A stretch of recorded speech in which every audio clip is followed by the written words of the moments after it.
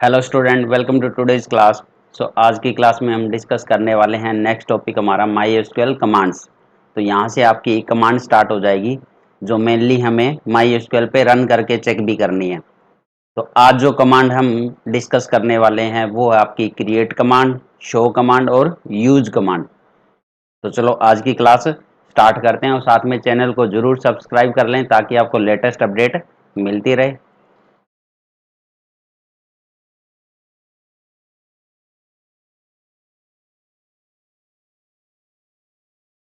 First command है create command. तो create command किस लिए यूज करते हैं हम? तो क्रिएट कमांड या create statement is use to create a database and its tables. मतलब कि हम डाटाबेस भी क्रिएट कर सकते हैं और टेबल्स भी क्रिएट कर सकते हैं। टेबल्स मतलब रिलेशन यूजिंग क्रिएट कमांड।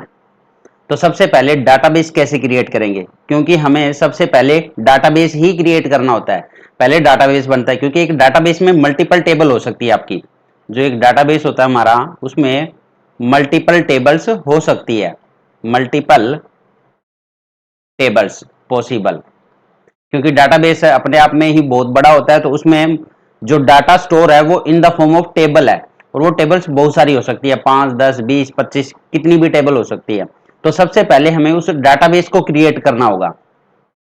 तो डाटाबेस को क्रिएट करने के लिए हम क्रिएट कमांड ही यूज करेंगे, मतलब कि टेबल भी इसी से क्रिएट करते हैं और डाटाबेस भी। तो सबसे पहले डाटाबेस कैसे क्रिएट करेंगे? तो डाटाबेस क्रिएट करने के लिए हमें सिंपली क्रिएट डाटाबेस, ये कंप्लीट आपको यहाँ पे लिखना होगा। क्रिएट डाटाबेस, चाहे ये स्मॉल लेटर में लिखो चाहे कैपिटल में, उससे कोई फर्क नहीं पड़ता है, क्योंकि जो एसक्यूएल लैंग्वेज होती है वो हमारी केस इनसेंसिटिव लैंग्वेज होती है। तो यहाँ पे कोई एरर नहीं आने वाला है, चाहे आप स्मॉल में लिखो चाहे कैपिटल में। तो क्रिएट डाटाबेस पूरा पूरा एज इट इज लिखना है। उसके बाद आपका डाटाबेस का नाम, और यहाँ पे एंड ऑफ स्टेटमेंट मैंने बताया था सेमी कोलन लगाते हैं, तो यहाँ पे आपको सेमी कोलन देना होगा तभी ये कमांड रन होगी, अदरवाइज ये एरर दे देगा आपको। तो इसका मतलब यहाँ पे डाटाबेस का नाम आएगा। जैसे मेरे को यहाँ पे कोई डाटाबेस क्रिएट करना है स्टूडेंट के नाम का डाटाबेस।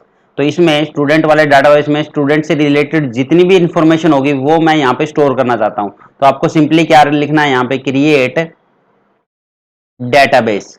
तो ये कंप्लीट आपको एज इट इज लिखना होगा, क्रिएट डेटाबेस, और आपका स्टूडेंट जो है डाटाबेस का नेम है, अब यहाँ पे सेमी कोलन। तो ये वाली स्टेटमेंट आपका क्या क्रिएट करेगी? डाटाबेस क्रिएट कर देगी। तो उस डेटाबेस का नाम क्या है? स्टूडेंट। उस डेटाबेस का नाम है स्टूडेंट। तो इस तरह से एक डेटाबेस क्रिएट हो जाएगा जिसका नाम है स्टूडेंट। अब ये चलो रन करके भी चेक करते हैं माई एसक्यूएल में कि किस तरह से ये वर्क करती है हमारी कमांड।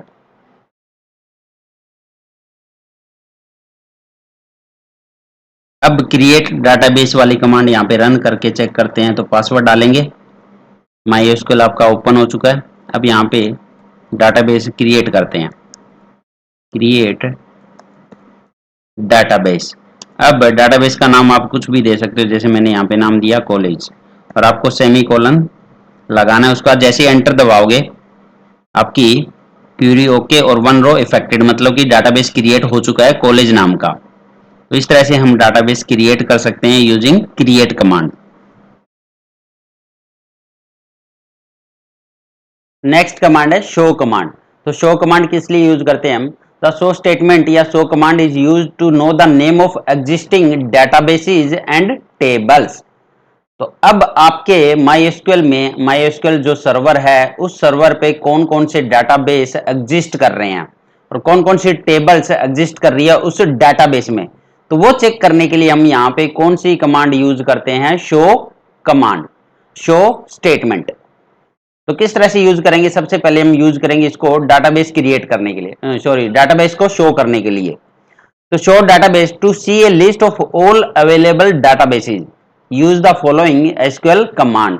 तो जितने भी डाटाबेस अवेलेबल है उस MySQL सर्वर में उसको शो करने के लिए हम इस तरह से कमांड का यूज करेंगे। सबसे पहले आपको शो लिखना है और उसके बाद डाटाबेसेस लिखना है, ठीक है। तो कंप्लीट आपको डाटाबेसेस लिखना होगा, एस भी लगाना होगा और सेमी कोलन।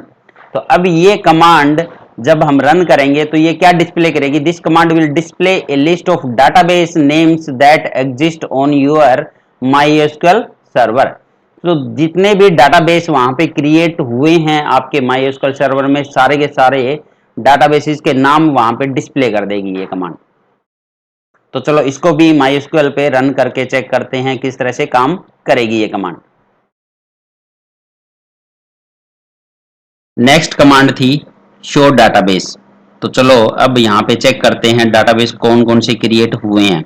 ठीक है, हमारे एसक्यूएल सर्वर पे कौन कौन से डाटाबेस अवेलेबल है। तो शो डाटाबेसेस, और जैसे ही सेमीकोलन लगाएंगे और एंटर प्रेस करना आपको, तो ये सारे डाटाबेस आपके सामने डिस्प्ले कर देगा। तो जैसे कॉलेज नाम का, information schema, MySQL performance schema, school और SYS।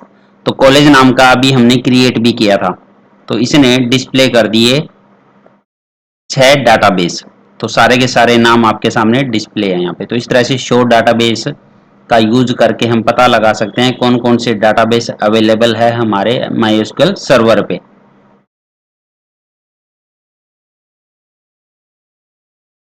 नेक्स्ट कमांड है यूज कमांड। अब use statement is used to access the specific database. तो use statement is used to access the specific database. इसका मतलब क्या है, अब हमने वहां पे डिस्प्ले तो करवा दिया सब कुछ कि कौन कौन से डाटाबेस अवेलेबल है। तो सारे डाटाबेस आपके सामने हैं, सारे डाटाबेस के नाम आपके सामने है, वहां पे एक लिस्ट है कंप्लीट। अब उन डाटाबेस में से आप कौन से डाटाबेस पे काम करना चाहते हो, ठीक है, तो उस स्पेसिफिक डाटाबेस का नाम आपको मेंशन करना होगा, मतलब उसको यूज करना होगा, तभी तो हम उसमें एंटर कर पाएंगे उस डाटाबेस में। तो उस डाटाबेस में एंटर करने के लिए या उस डाटाबेस को एक्सेस करने के लिए हम यहाँ पे कौन सी कमांड का यूज करते हैं, यूज कमांड का। कैसे करेंगे, यूज लिखना है और डाटाबेस का नेम, जैसे यहाँ पे सेमी कोलन आएगा। तो जैसे मैं स्टूडेंट नाम का मैंने जो डाटाबेस बनाया था उसी को मैं एक्सेस करना चाह रहा हूं, तो यूज स्टूडेंट, यूज स्टूडेंट और सेमी कोलन। अब आप उस डाटाबेस में एंटर कर चुके हो इस स्टेटमेंट के बाद में। अब उस डाटाबेस में हम काम कर सकते हैं फर्दर। तो चलो ये भी चेक करते हैं MySQL में रन करके कि कैसे वर्क करती है ये कमांड। नेक्स्ट कमांड है यूज डाटाबेस। तो चलो जो डाटाबेस हमें यूज करना है, ठीक है, जिस डाटाबेस में हम अंदर एंटर करना चाह रहे हैं या जिस डाटाबेस को हम एक्सेस करना चाह रहे हैं उसका नाम मेंशन करना है। तो यूज कॉलेज, क्योंकि हमने कॉलेज नाम का ही डाटाबेस अभी क्रिएट किया है, तो यूज कॉलेज और एंटर दबाएंगे सेमीकोलन के बाद। डाटाबेस चेंज्ड, मतलब कि आप एंटर कर चुके हो इस डाटाबेस के अंदर, कॉलेज वाले डाटाबेस में। तो इस तरह से यूज कमांड का यूज कर सकते हैं हम to access the particular database. Next है फिर से शो कमांड। तो वो शो कमांड जो हमने अभी स्टडी करी थी, डिस्कस करी थी, वो डाटाबेस को डिस्प्ले कराने के लिए। अब वही शो कमांड हम टेबल्स भी डिस्प्ले करा सकते हैं, क्योंकि अब हम उस डाटाबेस में एंटर कर चुके हैं जिस डाटाबेस को हम एक्सेस करना चाह रहे हैं, ठीक है, वो किसके थ्रू करना है, यूज कमांड के थ्रू। तो सबसे पहले यूज कमांड यूज करेंगे हम, ठीक है, जिस भी डाटाबेस में एंटर करना चाह रहे हैं, जैसे यूज स्टूडेंट। अब उसके बाद जैसे ही इस डाटाबेस में एंटर कर चुके हैं, तो वहां पे अगर आपको लिस्ट ऑफ टेबल चेक करनी हो, list of all tables available, list of all tables, अगर आप जानना चाह रहे हो कि कौन कौन सी टेबल अवेलेबल है उस पर्टिकुलर डाटाबेस में, तो हम फिर से शो कमांड का ही यूज करेंगे, बट इस बार शो के साथ में लिखना है टेबल्स और सेमी कोलन। तो शो टेबल्स, इससे आपकी क्या डिस्प्ले हो जाएगा, a list of all tables within your selected database. उसमें जितनी भी टेबल्स अवेलेबल है वो सारी की सारी डिस्प्ले कर देगा, मतलब उनके नेम डिस्प्ले कर देगा, नेम ऑफ टेबल डिस्प्ले कर देगा, जिस जिस नाम से टेबल बनी है, जिस जिस नाम से टेबल बनी है सारी की सारी आपके सामने आ जाएगी। तो इस तरह से शो कमांड का यूज हम दोनों वे से कर सकते हैं, डाटाबेस को डिस्प्ले कराने के लिए और सेकंड हम टेबल्स को भी डिस्प्ले करा सकते हैं। बट टेबल्स को डिस्प्ले कराने से पहले आपको यूज कमांड यूज करनी होगी, क्योंकि आपको उस पर्टिकुलर डाटाबेस में अंदर जाना होगा पहले, उसके बाद ही तो वो डिस्प्ले करेगा कि उस आपके डाटाबेस में कौन कौन सी टेबल अवेलेबल है। चलो इसको भी अब MySQL पे रन करके चेक करते हैं।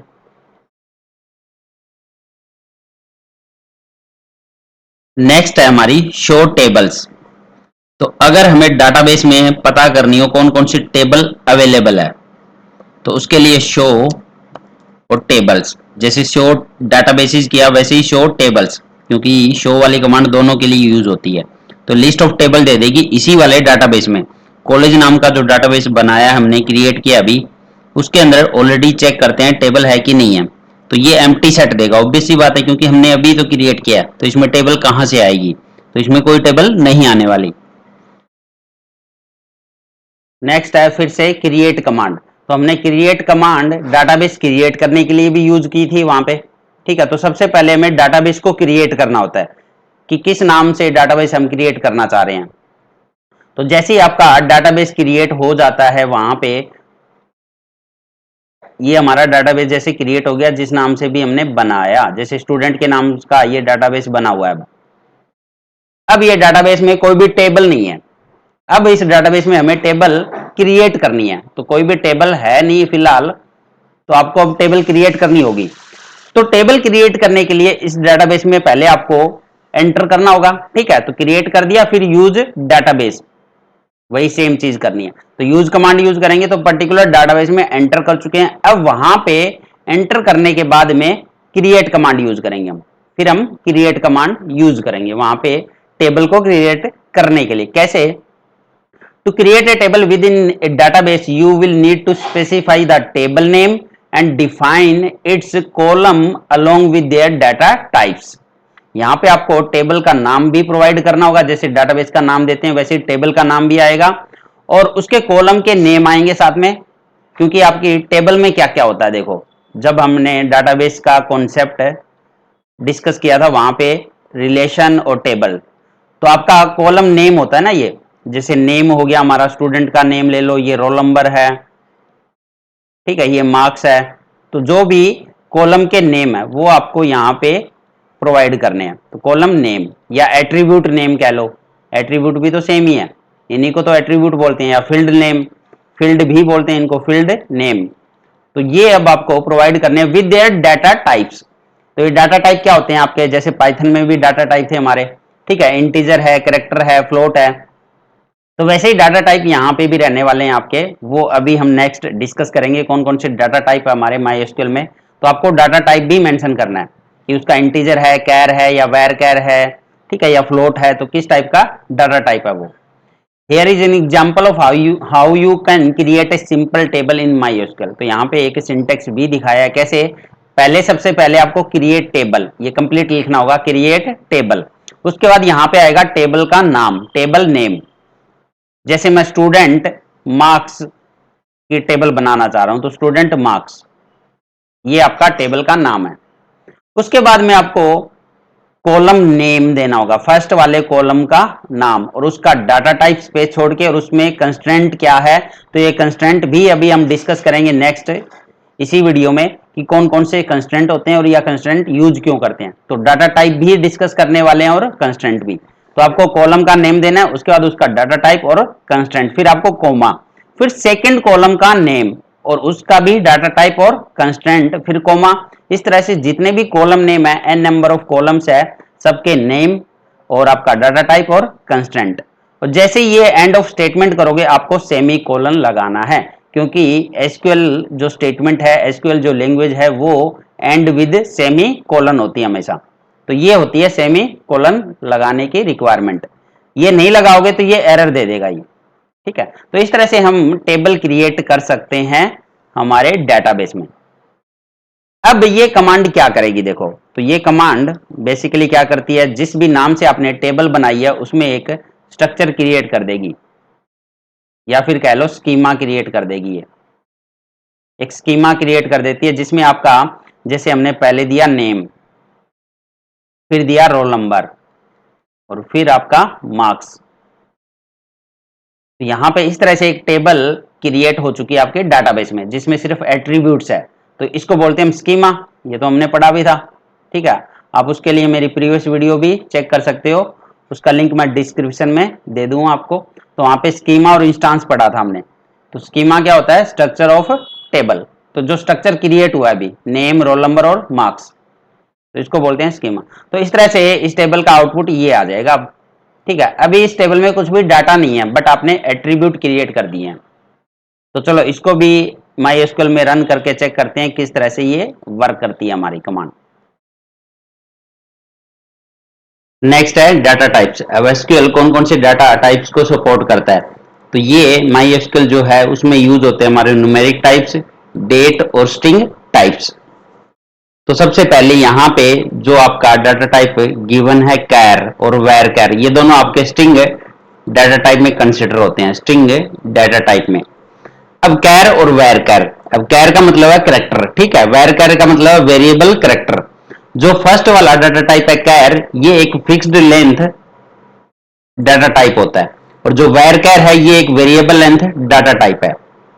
दूसरा जो कैर है इसमें आप कोई भी वैल्यू प्रोवाइड कर सकते हो, एन, एन क्या मतलब है, यहाँ पे एक वैल्यू जाएगी जो वैल्यू 0 से लेके 255 तक कोई भी वैल्यू ले सकता है। अब इसका मतलब क्या है, जैसे मान लो आपने एक डाटा टाइप लिया कैर, जिसमें आपने लेंथ दी है उसकी 10, तो एन की वैल्यू अब यहाँ पे 10 का मतलब है इसमें 10 कैरेक्टर स्टोर हो सकते हैं आपके, यहाँ पे कितने कैरेक्टर आ सकते हैं 10। तो ये मैक्सिमम लेंथ हमें देता है जितने भी आप उसमें कैरेक्टर स्टोर करना चाहते हो। जैसे कोई भी आपका कॉलम नेम है या एट्रीब्यूट नेम है, यहाँ पे मान लो आपका नेम, तो इसमें स्टूडेंट के नेम आएंगे। अब उन नेम की जो लेंथ है वो यहाँ पे अगर आपने 10 दिया तो उसमें मैक्सिमम 10 कैरेक्टर ही स्टोर हो सकते हैं। तो कैर और वेर कैर, अब ये दो यूज क्यों कर रहे हैं, तो कैर आपका फिक्स्ड लेंथ है, इसका मतलब क्या है यहाँ पे समझो। अब जैसे हमने कैर दिया 10, तो मान लो किसी का नाम राजू हो यहाँ पे, तो इसका मतलब यहाँ पे 4 ही कैरेक्टर आएंगे, यहाँ पे 4 ही कैरेक्टर आपके यूज हुए। इसके बाद जो आपके रिमेनिंग कैरेक्टर बच गए, मतलब रिमेनिंग जो स्पेस बच गया यहाँ पे कैर वाले केस में, ये आपका ब्लैंक स्पेस से फिल किया जाता है। तो यहां पे पूरा पूरा स्पेस यूटिलाइज या पूरा पूरा स्पेस आपका यूज हो जाता है, जबकि इसमें करेक्टर 4 ही है लेकिन स्पेस इसने पूरा 10 का 10 करेक्टर का यूज कर लिया, ठीक है। तो ब्लैंक स्पेस से ये पेडिड किया जाता है, ब्लैंक स्पेस से ये पेडिड किया जाता है कैर वाले केस में। तो इसका मतलब ये स्पेस जो है ये ब्लैंक है बट आप यूज नहीं कर सकते हो, ठीक है, ब्लैंक है बट यूज नहीं कर सकते। ये होता है हमारा फिक्स्ड लेंथ करेक्टर। अब नेक्स्ट है वेर कैर, ये होता है वेरिएबल लेंथ डाटा टाइप। तो इसका मतलब क्या है, तो यहाँ पे जो n है वो 0 से लेके 65535 तक वैल्यू एक्सेप्ट कर सकता है। दूसरा अगर आपने वेर कैर लिया, यही सेम चीज अगर हम वेर कैर डिक्लेयर कर दें और 10 ले लें यहाँ पे, ठीक है, और आपका एट्रीब्यूट जो एट्रीब्यूट है वो नेम है, दोबारा से सेम ही है। अब अगर आपको राजू स्टोर करना हो तो यहाँ पे 4 करेक्टर यूज होंगे राजू के लिए। अब रिमेनिंग यहाँ पे 10 है तो मतलब 6 स्पेस और बच गए ना अभी। लेकिन वेरकेर क्या करता है, इन स्पेस को यूज नहीं करता, यहाँ पे ब्लैंक स्पेस से पेडेड नहीं करता इनको। तो मतलब कि अब ये जो स्पेस बच गया वो हम फर्दर यूज कर सकते हैं नेक्स्ट वैल्यू के लिए, नेक्स्ट वैल्यू इसमें स्टोर कर सकते हैं। तो यहां पे 4 का ही स्पेस यूज करेगा अब ये। तो वेरिएबल लेंथ डाटा टाइप का मतलब यही है कि जितनी रिक्वायरमेंट है उतना ही स्पेस लेगा, बट आपको मैक्सिमम लेंथ यहां पे देनी होगी। जैसे अगर 10 ली है तो 10 से ज्यादा नहीं स्टोर करेगा ये, 10 या 10 से कम, बट जितना आप उसमें वैल्यू स्टोर कराना चाहते हो उतना ही स्टोर करेगा, ब्लैंक स्पेस यूज नहीं करेगा। तो यहां पे एफिशिएंट वे से आपका मेमोरी का यूटिलाइजेशन हो रहा है, जबकि कैर में आपका वेस्टेज हो रहा था, वेस्टेज ऑफ मेमोरी। तो यही डिफरेंस आता है आपका दोनों में, और ये पेपर में भी एग्जाम में भी आ सकता है, डिफरेंस बिटवीन कैर और वेर कैर। तो कैर होता है हमारा फिक्स्ड लेंथ और वेर कैर होता है वेरिएबल लेंथ, और यहाँ पे आपका वेस्टेज ऑफ मेमोरी है और यहाँ पे आपका प्रॉपर यूटिलाइजेशन होता है मेमोरी का, ये एक्स्ट्रा स्पेस नहीं लेता है, ठीक है। तो दोनों ही स्ट्रिंग के लिए यूज करते हैं हम, दोनों ही स्ट्रिंग डाटा टाइप है। नेक्स्ट है हमारा इंट। अब इंट नाम से ही आपको समझ आ गया होगा, ये एक्सेप्ट करता है इंटीजर वैल्यू, ठीक है। Each integer value occupy 4 bytes of storage. The range of unsigned value followed in a 4 byte integer type are 0 से लेके ये रेंज है इसकी, ठीक है। इसमें हम 0 से लेके इस रेंज तक कोई भी वैल्यू दे सकते हैं।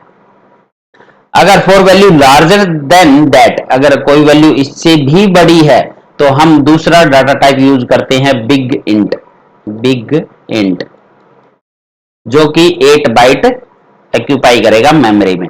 तो ये इंटीजर के लिए हम इंट यूज करते हैं, सिंपल सा फंडा है। फ्लोट हम डेसिमल के लिए यूज करते हैं, फ्लोट हम डेसिमल के लिए, ठीक है। तो each float value occupy 4 bytes. Next है डेट। अब यहां पे डेट डाटा टाइप एक्सेप्ट कराने के लिए एक फॉर्मेट है डेट। इसका फॉर्मेट क्या है, फर्स्ट आपको ईयर, फिर मंथ और फिर डेट, तो इसी फॉर्मेट में आपको मेंशन करनी होगी। तो ईयर आपका 4 डिजिट होगा, मंथ आपका 2 डिजिट है और डेट भी आपका 2 डिजिट एक्सेप्ट करेगा। तो इस फॉर्मेट में डेट एक्सेप्ट करता है माई एसक्यूएल। तो ये थे हमारे डाटा टाइप्स जो हम एसक्यूएल में यूज करेंगे। ज्यादातर कैर या वेर कैर या इंट का यूज होता है, ठीक है। तो कैर भी यूज कर सकते हो, वेर कैर भी, इसमें कोई आपका गलत नहीं होगा क्वेश्चन। बस ध्यान ये रखना है कि वेर कैर ही यूज करो हमेशा, क्योंकि वेरिएबल लेंथ है और मैक्सिमम लेंथ यहाँ पे डिसाइड कर लो। जैसे मान लो 30 कैरेक्टर मैक्सिमम आ सकते हैं। अब किसी का नाम आपको वहां पे स्टोर करना है, जैसे कोई एट्रीब्यूट है नेम, स्टूडेंट नेम, तो उसका नाम ऑब्वियस ही बात है, 30 कैरेक्टर से ज्यादा तो हो ही नहीं सकता ना। तो वेर कैर यूज कर लो, क्योंकि कैर यूज करोगे तो हर बार वो 30 कैरेक्टर पूरा स्टोर करेगा, ठीक है। तो वेस्टेज ऑफ मेमोरी हो रहा है, क्योंकि ब्लैंक स्पेस से वो पेडिड कर देता है वहां पे। तो ये थे हमारे डाटा टाइप्स। नेक्स्ट है कंस्ट्रेंट। अब कंस्ट्रेंट क्या होते हैं, तो constraint are the 10 types of restriction on the data values that an attribute can have. हम यहां पे कुछ रिस्ट्रिक्शन लगा देते हैं किसी भी डाटा वैल्यू पे, तो उनको बोला जाता है कंस्ट्रेंट। तो एक टाइप से रिस्ट्रिक्शन लगा देना कि पर्टिकुलर एट्रीब्यूट जो है ये इस टाइप की वैल्यू एक्सेप्ट कर सकता है, ठीक है। तो इस टाइप के रिस्ट्रिक्शन को हम बोल रहे हैं यहाँ पे कंस्ट्रेंट। जैसे यहाँ पे कुछ कंस्ट्रेंट आपको दिए हुए हैं टेबल में, और दूसरा ये कंस्ट्रेंट अप्लाई करना मैंडेटरी नहीं है, ठीक है। हम हो सकता है कुछ एट्रीब्यूट के लिए कंस्ट्रेंट अप्लाई करें, कुछ के लिए ना करें, तो ये कोई कंपलसरी नहीं है यहाँ पे। तो सबसे पहला कंस्ट्रेंट क्या है आपका, नोट नल।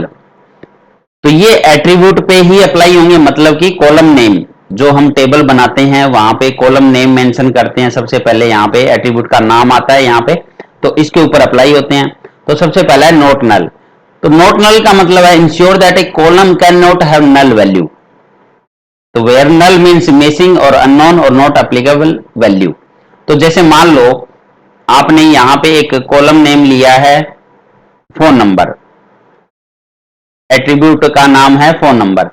अब फोन नंबर जो है जब हम क्रिएट करेंगे टेबल, तो वहीं पे आपको डाटा टाइप भी मेंशन करना होता है फोन नंबर का, ठीक है। जैसे ये इंटीजर ले सकते हो, डाटा टाइप हो गया इसका।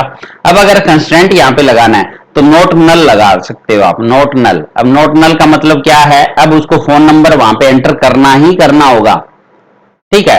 नल मीन्स मिसिंग, क्योंकि नल होता है मिसिंग वैल्यू, अननोन या नॉट एप्लीकेबल। अब नोट नल लगा दिया तो मतलब वो वैल्यू मिस नहीं कर सकता, अननोन नहीं हो सकती, ना नॉट एप्लीकेबल हम लिख सकते हैं वहां पे। अब आपको प्रोवाइड करना ही होगा फोन नंबर उस वाले सेल में। तो इस तरह से हम कुछ रिस्ट्रिक्शन अप्लाई कर रहे हैं एट्रीब्यूट पे। नेक्स्ट है unique. Ensure that all the values in a column are distinct और यूनिक। अगर आपने कोई भी, जैसे यहाँ पे वही सेम चीज है, एट्रीब्यूट के ऊपर अप्लाई होता है, कोई भी एट्रीब्यूट लिया और उसको अगर यूनिक आपको रिस्ट्रिक्ट करना हो कि उसकी जो वैल्यू है यूनिक आएगी, मतलब हर बार एक नई वैल्यू लेगा, सेम वैल्यू रिपीट नहीं कर सकते आप 2 बार, तो उसके लिए हम कंस्ट्रेंट अप्लाई कर सकते हैं unique. Default, a default value specified for the column if no value is provided. मान लो किसी एट्रीब्यूट में किसी पर्टिकुलर सेल में कोई वैल्यू नहीं मिली हमें, तो वहां पे एक डिफॉल्ट वैल्यू सेट कर देते हैं हम कि अगर किसी ने कोई वैल्यू एंटर नहीं करी तो डिफॉल्ट वैल्यू क्या लेगा वो एट्रीब्यूट, तो डिफॉल्ट वहां पे सेट कर सकते हो। नेक्स्ट है प्राइमरी की। प्राइमरी की हम ऑलरेडी पढ़ चुके हैं, तो वहां पे हमें क्या करना होता है, यहाँ पे अब जब क्रिएट करेंगे टेबल उसी टाइम पे हमें प्राइमरी की भी मेंशन करनी होगी कि हमारे टेबल की प्राइमरी की कौन सी है। तो the column which can uniquely identify each row record in a table. तो वहां पे अब आपको एट्रीब्यूट के नाम के आगे ही, जैसे रोल नंबर है तो रोल नंबर हमारे यूनिक होते हैं, तो रोल नंबर ये इंटीजर होते हैं, डाटा टाइप मेंशन किया और इसी के आगे आपको प्राइमरी की भी लिखना होगा। तो इस तरह से कंस्टेंट लगाना बड़ा ही इजी है, क्योंकि आपको सिंपली ये नाम ही तो लिखना है, प्राइमरी की। इसका मतलब रोल नंबर अब एज ए प्राइमरी की वर्क करेगी यहाँ पे। तो इस तरह से ये रिस्ट्रिक्शन अप्लाई कर सकते हैं। नेक्स्ट है फॉरेन की। अब फॉरेन की दो टेबल के बीच में रिलेशन बताती है, तो फॉरेन की भी आप डिफाइन कर सकते हो जब हम टेबल को क्रिएट कर रहे हैं। तो सेम प्रोसेस रहता है, आपको सिंपली फॉरेन की लिखना है उस एट्रीब्यूट के आगे। तो इस तरह से ये कुछ कंस्ट्रेंट है जो हम अप्लाई करते हैं जब हम टेबल को क्रिएट कर रहे हो, और ये कोई कंपलसरी नहीं है, मैंडेटरी नहीं है, ठीक है। जो जिसकी रिक्वायरमेंट होगी जब उस टाइम हम कंस्ट्रेंट अप्लाई कर सकते हैं।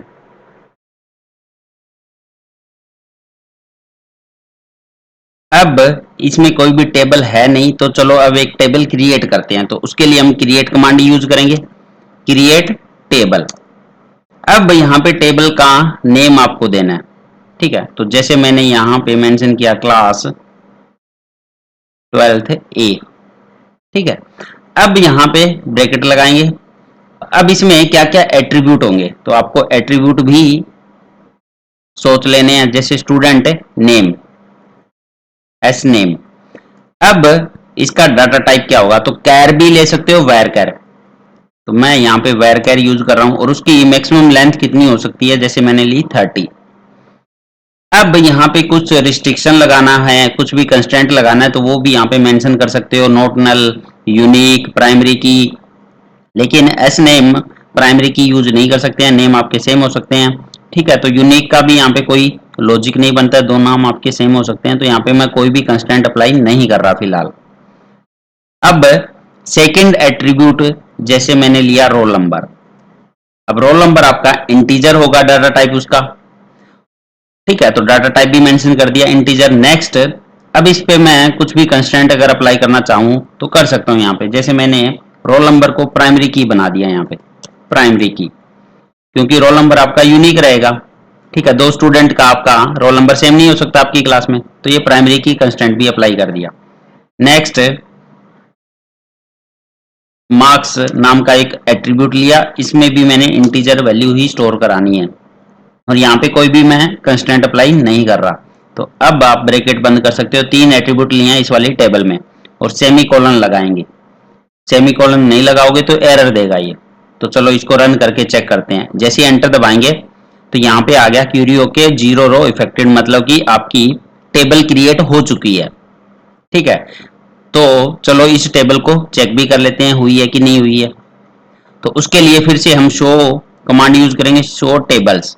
तो क्योंकि हम ऑलरेडी इसी डाटाबेस के अंदर है, तो इसी डाटाबेस में हमने एक टेबल क्रिएट की है। पहले एम्प्टी दिखा रहा था, तो चलो चेक करते हैं अब एम्प्टी दिखाता है या नहीं।